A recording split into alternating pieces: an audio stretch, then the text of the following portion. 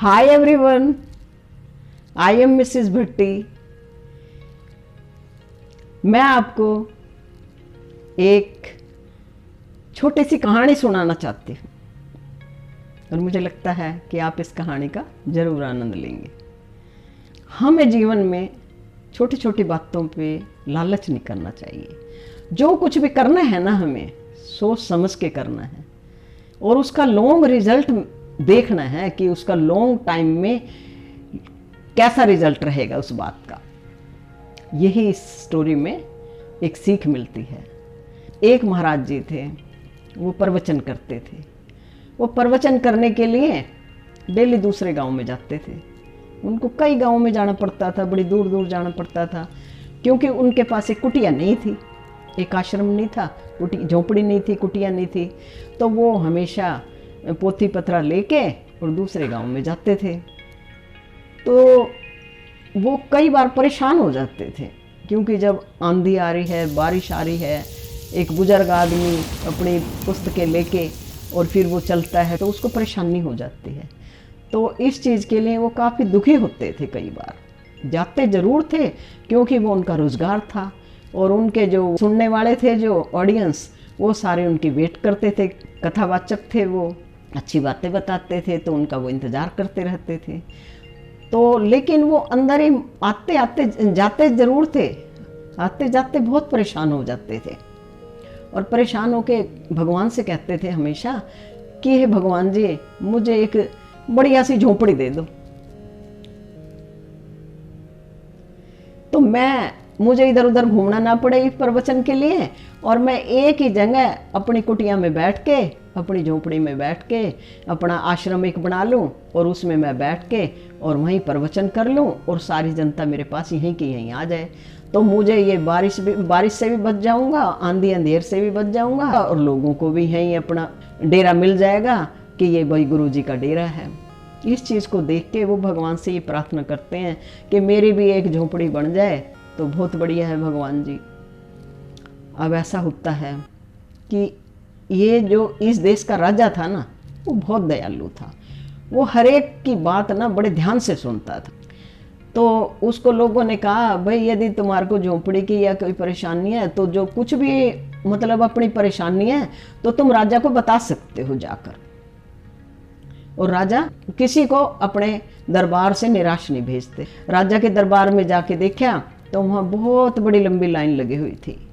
ये महाराज भी अपने लाइन में लग गए और अपने नंबर की वेट करते रहे। सबकी मनोकामना राजा पूरी करते जा रहे थे। तो इनका नंबर आया तो राजा ने पूछा कि बताओ महाराज जी, आपकी क्या इच्छा है। तो वो मन मन में सोचने लगा। राजा जी पूछते जा रहे हैं और वो मन में ये सोच रहा है, क्या मांगू, थोड़ी सी जमीन मांग लूँ छोटी सी झोंपड़ी के लिए। राजा तो बहुत दयालु है, बहुत बड़ी चीज़ दे सकता है।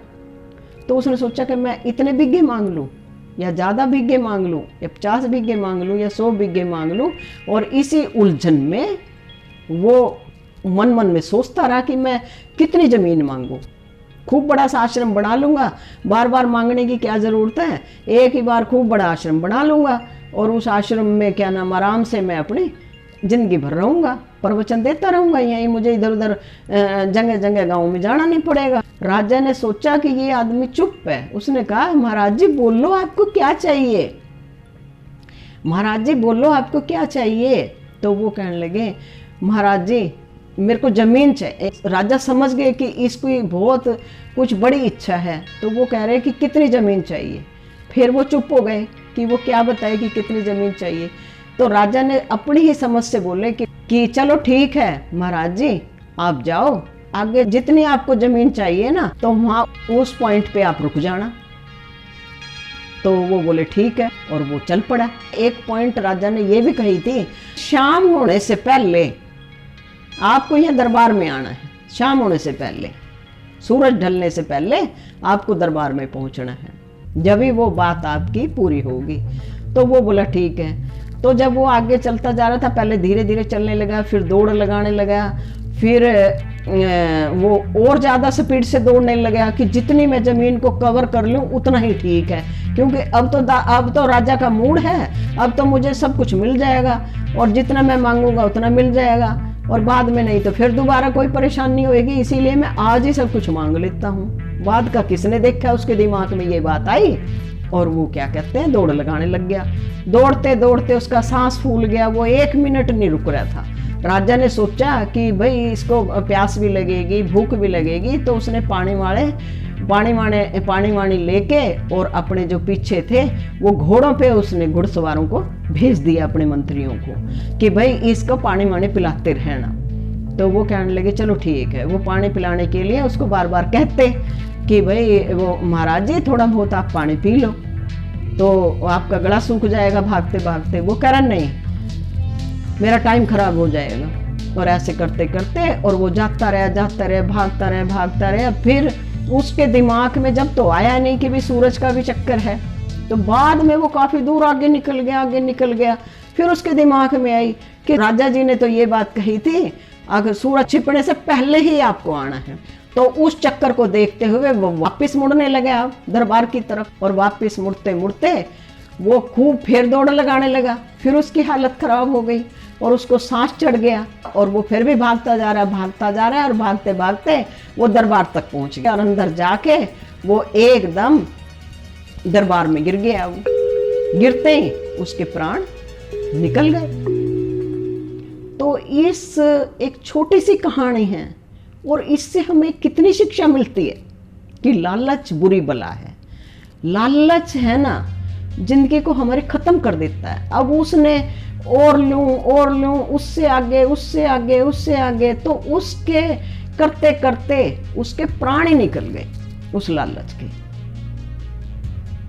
तो मुझे लगता है कि आपको इस एक छोटी सी ज्ञान की स्टोरी में आनंद आया होगा। और थैंक यू फॉर वॉचिंग। इसी उम्मीद के साथ मैं कहती हूँ कि आपके यदि कोई विचार हैं, आप इस चैनल को सब्सक्राइब कीजिए, लाइक कीजिए, और यदि आपको ये स्टोरी पसंद आई है तो इसमें कमेंट करके बताइए मुझे। और यदि पसंद नहीं भी आई है तो भी आप मुझे बताइए कि आपको किस टाइप की स्टोरी पसंद है। तो मैं नेक्स्ट वीडियो में आपके साथ एक नई स्टोरी के साथ मिलती हूँ। नमस्कार जी।